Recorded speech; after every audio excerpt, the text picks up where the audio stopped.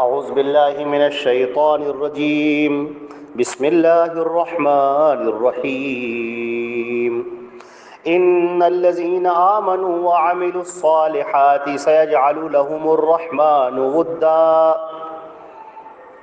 یہ سورہ مریم کی آیت نمبر 96 ہے، 96، اور ترجمہ یہ ہے کہ بے شک جو لوگ ایمان لائے اور انہوں نے نیک کام کیے، ان قریب ان کے لیے رحمان محبت رکھ دے گا۔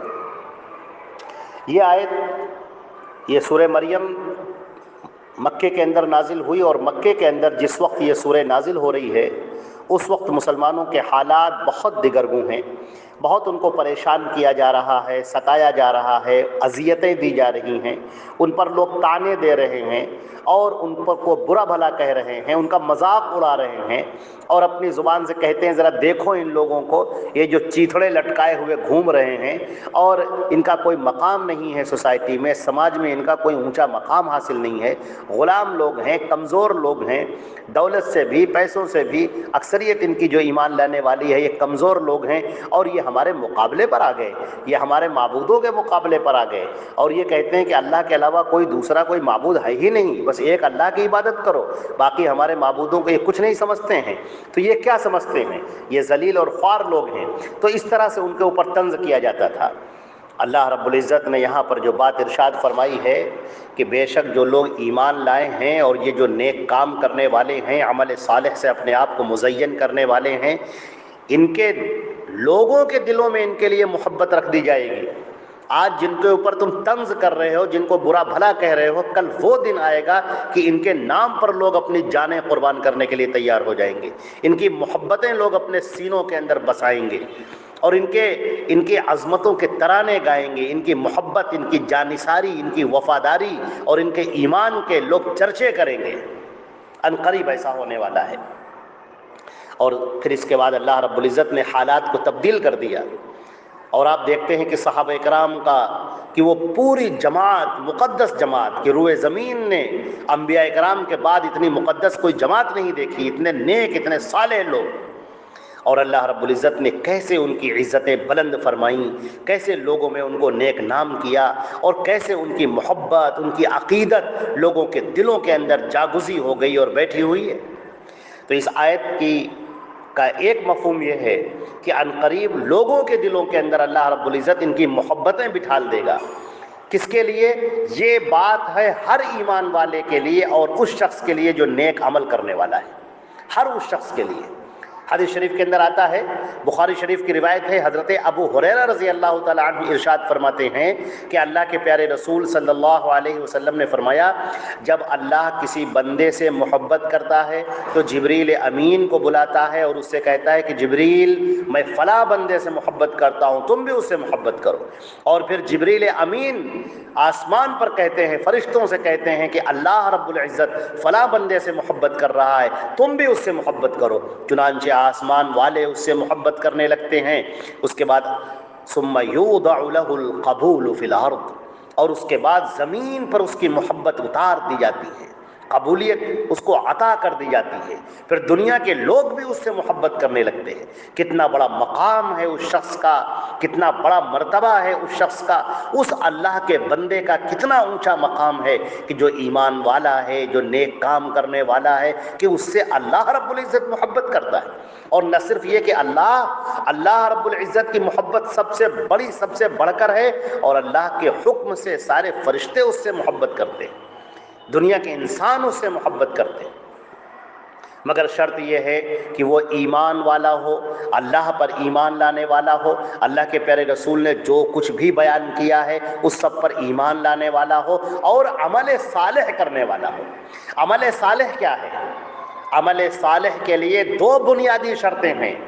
پہلی بات یہ ہے کہ وہ جو بھی نیک عمل کر رہا ہے وہ نبی کریم صلی اللہ علیہ وسلم کے بتائے ہوئے طریقے کے مطابق ہونا چاہیے، یعنی سنت نبوی کے مطابق ہونا چاہیے۔ نبی کریم صلی اللہ علیہ وسلم نے جس طرح بتایا ہے اس طرح ہونا چاہیے۔ یہ پہلی شرط.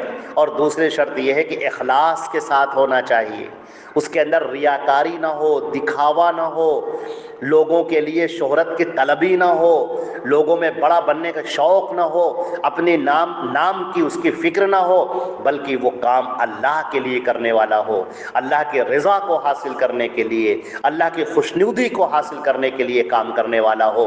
تو اللہ رب یہ عمل صالح ہے. اور جب یہ کوئی عمل صالح کرتا ہے تو اللہ رب العزت اس سے محبت کرنے لگتے ہیں. ذرا سوچئے، قرآن پاک میں ایک دوسری جگہ پر بھی کہا گیا ہے قُلْ إِن كُنتُمْ تُحِبُّونَ اللَّهَ فَاتَّبِعُونِي يُحْبِبْكُمُ اللَّهُ. ادائے نبی آپ اس کا اعلان کر دیجئے لوگوں کے درمیان میں کہ اگر تم اللہ سے محبت کرنا چاہتے ہو تو تم میری اتباع کرو، اللہ تم کو محبوب بنا لے گا. ذرا اس دور پر نظر ڈالیے، بلکہ آج کے دور پر بھی نظر ڈالیے کہ لوگ اللہ کی محبت کو پانے کے لیے، گاڈ کی، ایشور کی محبت کو پانے کے لیے، اس کو حاصل کرنے کے لیے اپنے آپ کو کس قدر پریشان کرتے تھے.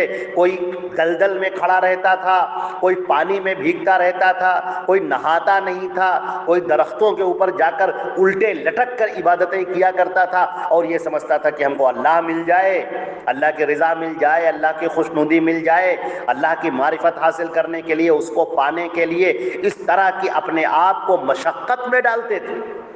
اللہ رب العزت نے فرما دیا کہ یہ رہبانیت کا اسلام میں کوئی حصہ نہیں ہے. ہم نے اپنے نبی کو بھیجا ہے، رسول کو بھیجا ہے، حضرت محمد مصطفیٰ صلی اللہ علیہ وسلم کو نبی بنا کر بھیجا ہے. وَمَن يُطِعِ الرَّسُولَ فَقَدْ أَطَاعَ اللَّهَ. اور جس نے رسول کی اطاعت کر لی اس نے اللہ کی اطاعت کر لی. اور فرمایا اگر تم اللہ سے محبت کرنا چاہتے ہو، اگر تم اللہ کی محبت کو پانا چاہتے ہو، اس کی معرفت کو حاصل کرنا چاہتے ہو، تو پھر تم میری اتباع کرو. یعنی نبی کریم صلی اللہ علیہ وسلم کی اتباع کرنا، ان کی بات ماننا، ان کی سنت پر چلنا، ان کے بتائے ہوئے طریقے پر اپنی زندگی گزارنا، یہ ہے وہ راستہ، یہ ہے وہ عمل صالح کہ اس کے کرنے کے بعد اللہ تعالیٰ تمہیں اپنا محبوب بنا لے گا. وَيَغْفِرْ لَكُمْ ذُنُوبَكُمْ. تمہارے گناہوں کی بخشش کر دے گا، تم کو معاف کر دے گا اور تمہیں اپنے سے قریب کر لے گا، اپنی محبت سے تم کو نواز دے گا. کتنا بڑا مزدہ ہے اور کتنی بڑی چیز ہے یہ.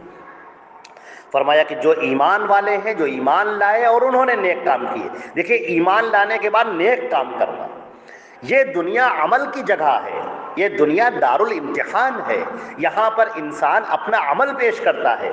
جیسے کہ امتحان حال میں بچے بیٹھتے ہیں، پھر کاپی کے اوپر اپنا لکھتے ہیں، نوٹ کرتے ہیں، پھر اس کی کاپی پر جو لکھا ہوتا ہے اس کے مطابق ان کو گریڈ دیا جاتا ہے. کوئی پاس ہوتا ہے، کوئی فیل ہوتا ہے، اور پاس ہونے میں بھی کوئی فرسٹ پوزیشن لاتا ہے، کوئی سیکنڈ لاتا ہے، کوئی تھرڈ پوزیشن لاتا ہے، اور بھی نیچے پوزیشن ہوتی ہیں. اسی طرح کسی کی فرسٹ ڈویژن ہوتی ہے، کسی کی سیکنڈ ڈویژن ہوتی ہے.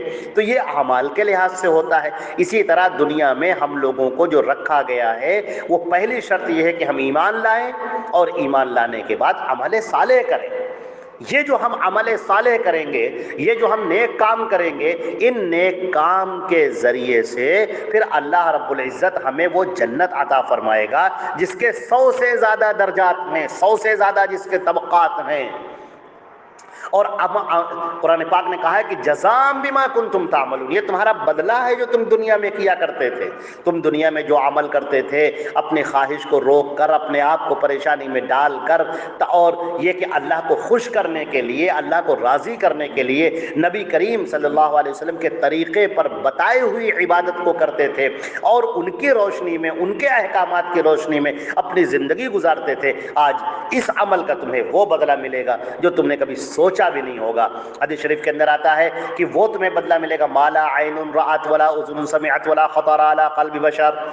نہ تو کسی آنکھ نے دیکھا ہوگا، نہ کسی کان نے سنا ہوگا، نہ کسی کے دل پر اس کا خیال گزرا ہوگا. اللہ رب العزت ان نعمتوں سے نوازے گا، آنکھیں ٹھنڈی ہو جائیں گی، کلیجے ٹھنڈے ہو جائیں گے، دل کو سکون مل جائے گا، نہ کوئی غم ہوگا، نہ کوئی حزن و ملال ہوگا.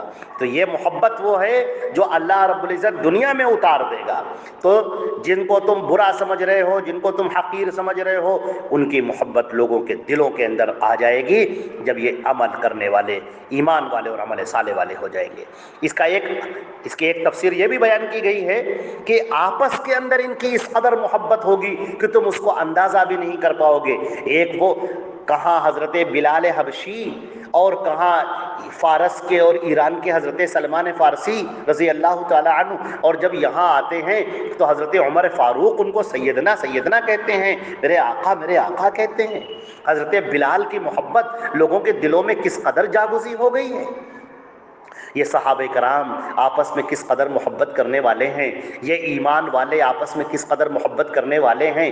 ہر رشتے سے بڑھ کر یہ رشتہ ہے، یہ ایمان کا رشتہ ہے، یہ اللہ کے لیے محبت کرنے کا رشتہ ہے۔